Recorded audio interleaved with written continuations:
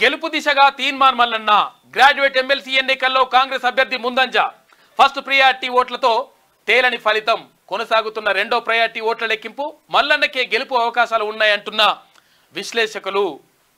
ఇక ఓటమి భయంతోనే బీఆర్ఎస్ నిందలు అధికారులపై ఆరోపణలు అబద్ధమని చెప్పేసి తీన్మార్ మల్లన్న అంటా ఉన్నారు 100 కోట్ల రూపాయలు పెట్టి అక్రమంగా గెలవాలని చూశారని ఫైర్ 100% 100 కోట్ల రూపాయలు ఇంకా పైగానే పెట్టినట పెట్టేసి అప్పుడు పల్లరాజేశ్వరరెడ్డి దొంగోట్లు అవి చేసిండు తర్వాత ఇప్పుడు కూడా పైసలు పెట్టి కొంటే కథమిగా పట్టభద్రులు మా వైపే ఉంటారని అనుకున్నారు కానీ పట్టభద్రులు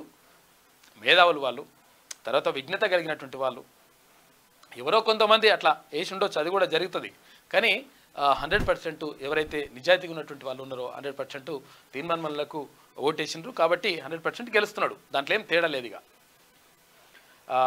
ఆల్రెడీ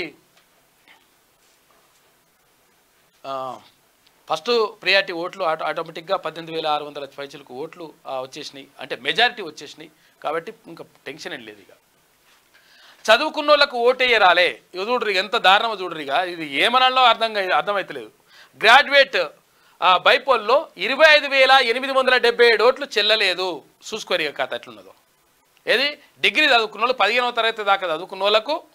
15వ తరగతి దాకా చదువుకొని 3 ఏళ్ళు ఖాళీ అట్లున్న వాళ్ళకు ఓటేయరాలి అని చెప్పేసి అంటున్నారు ఓటేయరాలి అది అమితాభిమానమో తెలియదు కానీ అమితాభిమానం కూడా అంటే నేనేమంటున్నానంటే కొన్ని విషయాల్లో మనం నిక్కచ్చిగా ఉండాలి ఇప్పుడు అభిమానం ఉంటూ ఉంటుంది ఇప్పుడు నేను ఒక్కరిని రాస్తే ఏమవుతుంది జై తీన్మార్ మల్లన్న రాస్తే ఏమవుతుంది లేకపోతే 7200 రాస్తే ఏమవుతుందని చెప్పేసి చాలామంది టిక్కులు కొట్టి పాడారు ఈ టిక్కులు కొట్టిన వాళ్ళు అందరూ కూడా ఫెయిల్ అయిపోయినాయి తర్వాత 1 నెంబర్ వేయకుండా 2 నెంబర్ కాడ 2 నెంబర్లు వేసిరంట అట్లా కూడా ఫెయిల్ అవుతాయి ఎందుకంటే అది ఒక క్రమ పద్ధతి ఉంటుంది ఒక లెక్క ఉంటుంది దానికి కాబట్టి కొంతవరకు మీరు అవగాహన తెచ్చుకొని ఉంటే బాగుండేది ఈ 25,877 ఓట్లు దీంట్లో దాదాపు 24,000-25,000 ఓట్లు తీన్మార్ మల్లన్నకే అక్కడనే వేసిన ప్రాధాన్య క్రమంలో వేసిన ఓట్లే ఇవన్నీ కూడా ఇప్పుడు ఒకవేళ ఇవన్నీ కూడా చెల్లుబాటు అయ్యింటే వీళ్ళన్నీ కూడా కరెక్ట్గా పడి ఉంటే ఆటోమేటిక్గా ఫస్ట్ ప్రియారిటీనే తర్వాత ఆటోమేటిక్గా ఈ పార్టీకే తీన్మార్ మల్లన్న విజయం ఖాయమైపోయింది తర్వాత ఇప్పుడు సంబరాలు బింబరాలు అంత ఉంటుండే లెక్క ఇట్లా ఏ కురుబాయ్ అని చెప్పేసి పదే చెప్పినాం మనం అరే 2 నెంబర్ పక్కన ప్రయారిటీ పక్కన ఒకటే వేయండి అన్న 1 నెంబర్ వేయండి ఇంకేం రాయకండి 1 అని రాయకండి ఓఎని 1 రాయని రాయకుండా అంటే ఇవే వేసిండ్రు అంతా జై Teenmaar Mallanna I love you Teenmaar Mallanna ఏది తర్వాత ఏది 7200 ఆర్టీఆర్ లేకపోతే కేసీఆర్కు మొగడు తీన్మార్ ఇట్లా మింగడం రకరకాలుగా ఇష్టం వచ్చినట్టు కథ ఉన్నది అంత కథ మీరు రాసిన అంటే నేను ఏమంటానంటే మీ అభిమానాన్ని బయట రాయాలి కానీ ఇట్లా ఓట్ల మీద రాయొద్దన్నా మీ ఓటు వేస్ట్ అయిపోయింది కదా అది కరెక్ట్ కాదు ఆడవాళ్ళు రాసినా మగవాళ్ళు రాసినా తెలియదు కానీ ఎవరు రాసినా కానీ అది చెల్లుబాటు కాదు కదా దాంతో ఇప్పుడు బాగా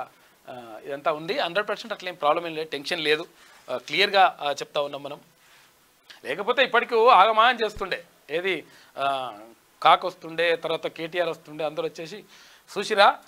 పట్టభద్రులు విఘ్నులు కాబట్టి మమ్మల్ని గెలిపించేసిండ్రు ఇప్పుడు మీరు అంటే తప్పు చేసిండ్రు అని చెప్పేసి ఇప్పటికే కేటీఆర్ అన్నాడుగా ఏది ప్రభుత్వానికి అధికారాన్ని తీసుకొచ్చి తప్పు చేసిన అన్నారు కదా అది ఇంకా డైలాగులు కొడుతుండే ఆ డైలాగులు కొట్టకుండా బంద్ చేస్తట ఇది మంచి కథ